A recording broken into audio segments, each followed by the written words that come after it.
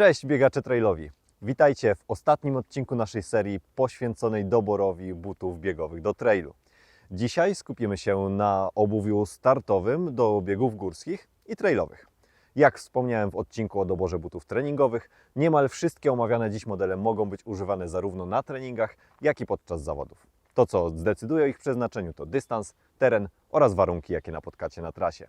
Zatem jeśli planujecie start w zawodach trailowych i szukacie butów, które najlepiej sprawdzą się na różnych nawierzchniach, ten odcinek jest specjalnie dla Was.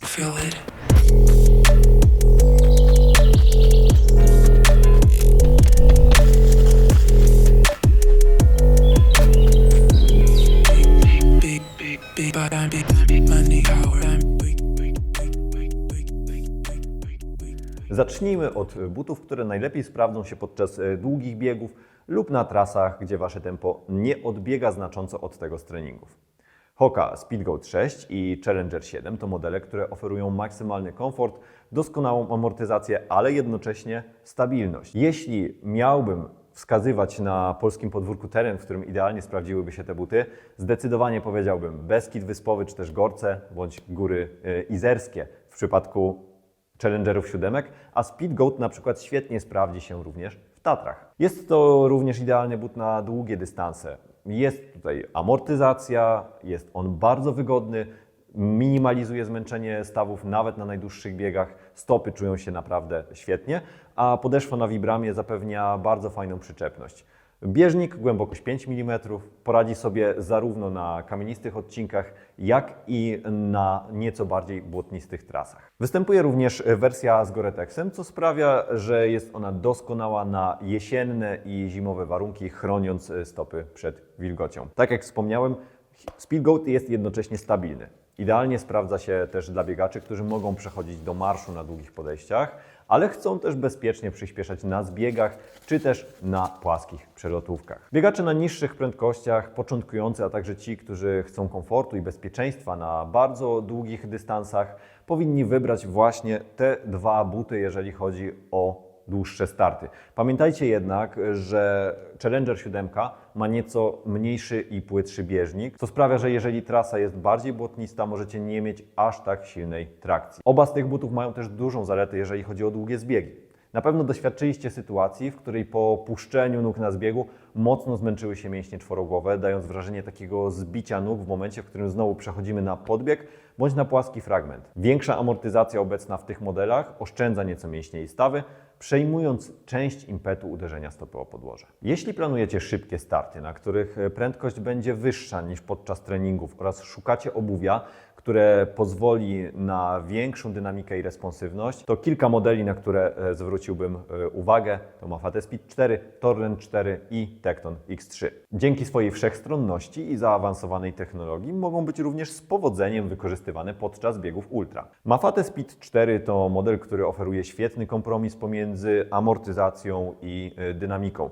Dzięki podeszwie na Vibramie świetnie przyczepia się do mokrej skały, a bieżnik o głębokości 5 mm pozwala na świetną przyczepność również na błotnistych i technicznych trasach. Szczerze mówiąc, nie tracą też nic ze swojej funkcjonalności na szybszych odcinkach, nawet jeżeli znajdujecie się na twardszym podłożu asfalcie na przelotówkach.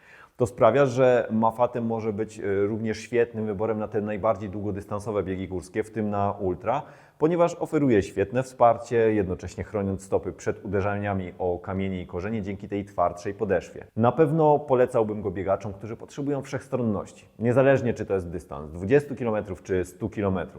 Jak wspomniałem też już wcześniej, według mnie jest to najbardziej uniwersalny but ze stajni Hoki, który sam sprawdziłem już niejednokrotnie w wielu warunkach. Torrent X4 to but, który sprawdzi się przede wszystkim w startach w błotnistych warunkach. Jego mniejsza waga oraz ta odchudzona, bardziej minimalistyczna podeszwa w stosunku do poprzednich modeli sprawiają, że świetnie radzi sobie na szybkich, dynamicznych trasach, jednocześnie oferując wyższą responsywność i pełne czucie podłoża. To idealny wybór na jesienno-zimowe biegi, gdzie błotniste podłoże może stanowić poważne wyzwanie. Bieżnik o głębokości 5 mm zapewni doskonałą przyczepność, a to sprawia, że na tym miękkim, śliskim terenie Las Wolski czy Beskid Wyspowy. W takich warunkach, gdzie błoto i nierówności są codziennością, Torrent X4 zmniejszy ryzyko skręceń stawów skokowych dzięki stabilnej konstrukcji i świetnej trakcji. Jeśli jednak wiesz, że znaczna część Twoich tras przebiega przez mocno kamieniste, twarde podłoża lub często musisz pokonywać asfaltowe przelotówki, Torrent może nie być najlepszym wyborem. Jego konstrukcja skupia się właśnie na tej przyczepności i responsywności w miękkim terenie, co oznacza, że na twardszych nawierzchniach może brakować mu amortyzacji i ochrony potrzebnej do tego komfortowego biegu. Powiedziałbym, że jest on świetnym wyborem dla biegaczy, którzy trenują i startują w tych właśnie wymagających błotnistych warunkach. Cenią sobie osoby, które go wybierają, lekkość i dynamikę tego buta. Jest idealny też na takie techniczne, śliskie trasy, korzenie, bardzo dużą ilość błota i raczej na takie, które właśnie przypominają, powiedziałbym, właśnie warunki Beskidu Wyspowego czy Lasu Wolskiego, w którym uwielbiam trenować. Sprawdzą się naprawdę bardzo dobrze, brak płytki karbonowej nie jest tutaj żadnym problemem i one są naprawdę bardzo dynamicznym butem, dlatego jeżeli poszukujecie też czegoś takiego ze stajni Hoki na ten okres jesienno-zimowy i później na wczesnowiosenne starty, zdecydowanie bym go polecał. Kolejnym modelem, który wchodzi na zupełnie inny poziom takiej trailowej technologii, jest właśnie Tecton X3 wyposażony w płytkę karbonową, która daje tą bardzo dużą dynamikę odbicia i świetną efektywność biegu. Co ciekawe, właśnie w Tectonach Jim Wonsey biegał na ubiegłorocznej edycji UTMB i wygrał ją oczywiście, a w tym roku zwycięzca również używał Tectona w bardzo podobnej wersji, w wersji 2,5. Świadczy to o tym, że te buty mogą być używane z sukcesem nawet na tak ekstremalnych i długich dystansach. Dlaczego Tecton sprawdza się w biegach ultra? Mimo swojej lekkości, czyli 240 gramów, but oferuje zaskakująco dużą amortyzację, która chroni stawy i mięśnie przed nadmiernym zmęczeniem na tych długich trasach. Płytka karbonowa, choć kojarzona głównie z szybkością, również wspiera ekonomię biegu, co jest kluczowe na ultra. Oszczędzając trochę tą energię przy każdym kroku, można biegać efektywnie przez wiele godzin. Oczywiście model wymaga dobrze przygotowanego układu mięśniowo-szkieletowego, aby w pełni wykorzystać jego potencjał. Ale jeśli Twoje nogi są odpowiednio wzmocnione, Tecton będzie znakomitym wyborem na szybkie biegi, ale również na te bardzo długodystansowe. Świetnie sprawdzi się na trasach z tymi licznymi fragmentami asfaltowymi czy też szutrowymi, ale szczerze mówiąc lepiej unikać go na bardzo błotnistych i ekstremalnie nierównych szlakach, gdzie mógłby być nieco niestabilny. Jednym z takich dodatkowych atutów dla mnie jest ta skarpeta budowana, która zapobiega przedostawaniu się brudu do wnętrza buta, więc jest to idealne rozwiązanie na długie i wymagające zawody. Podsumowując, jak widać, buty takie jak Mafate, Speed 4, Torrent 4, Tecton X3 mogą być z powodzeniem używane podczas biegów ultra, jeśli są dobrze dopasowane do warunków i odpowiednio przygotowujecie swoje ciało na wymagania stawiane przez te modele. Wybierając obuwie na ultra, warto pamiętać o balansie między amortyzacją a dynamiką, co pozwoli Wam cieszyć się tym biegiem i zminimalizować zmęczenie oraz uszkodzenia stóp. Jeśli jednak biegasz krótsze trasy, każdy z tych modeli sprawdzi się wyśmienicie. Jeśli poszukujemy buta na krótkie, bardzo szybkie trasy, intensywne bądź wertykale, gdzie liczy się właściwie każda sekunda i każdy gram, idealnym wyborem będzie Hoka Zinal 2. Ten model jest tak zaprojektowany, aby zmaksymalizować responsywność, wspierać tą dynamikę kroku biegowego i czuje się w nim naprawdę, że jest on takim motorem napędowym, szczególnie do tych szybkich podbiegów. Jak widzicie, ten kształt kołyski świetnie sprawdza się właśnie do dynamizacji przetaczania stopy.